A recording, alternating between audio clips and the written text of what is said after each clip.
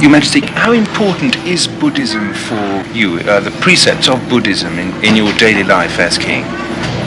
Buddhist thought is rather complex and has many grades. There's the grade of Buddhism in the highest level is to attain absolute purity, which you call selfish motive, and that is true. It is selfish, purely selfish. But to attain this purity, you must do everything that is not selfish, which for you perhaps is a paradox. One must sacrifice, one must discard everything that one thinks that is one's own. Charity is one way to discard. How important is meditation as a part of this process? Meditation is a process that is very important because first you must have concentration. You must concentrate your mind so that you have a peace that is perhaps not lasting, but a peace in which you can see many things.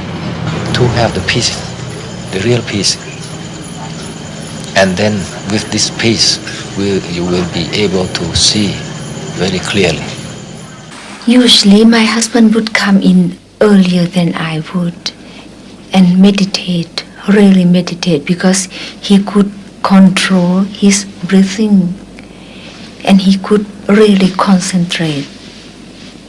But I cannot concentrate and meditate yet.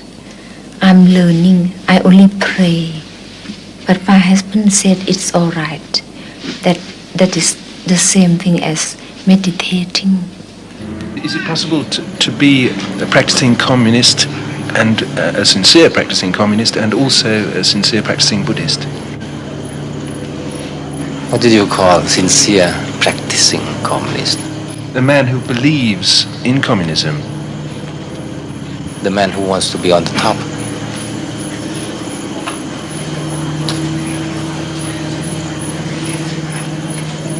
Well, a man who sincerely believes in a communist principle of doing things.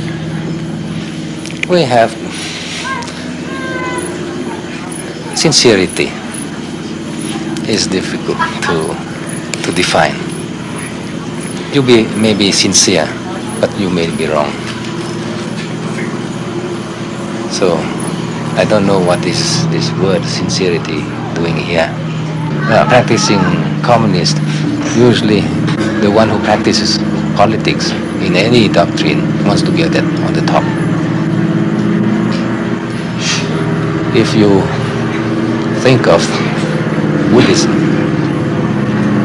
one doesn't want to be on the top, because there's no top, there's no bottom. It's just pure purity. I'm never afraid for my life, because I believe in what the Buddha taught us, that never dwell in the past, never look at the future, doing your best now, and then you can be sure that the result would be good. So I pray every day for the strength to go on and work hard for the benefit of the Thai people. Do you both believe in the idea of original sin, that every person is born with some kind of sin? Your Majesty, there's no sin. There's no sin because as I told you, there is the original purity, which has been spoiled by or covered by what we call sin. This is just the opposite. It is the original purity, original thing that is light, it is beautiful.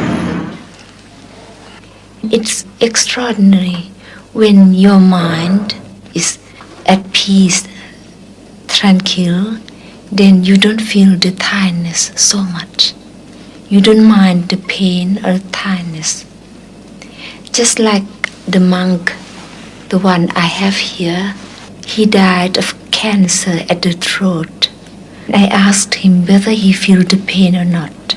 He told me that if your mind is tranquil, then you don't feel any pain, not at all. You feel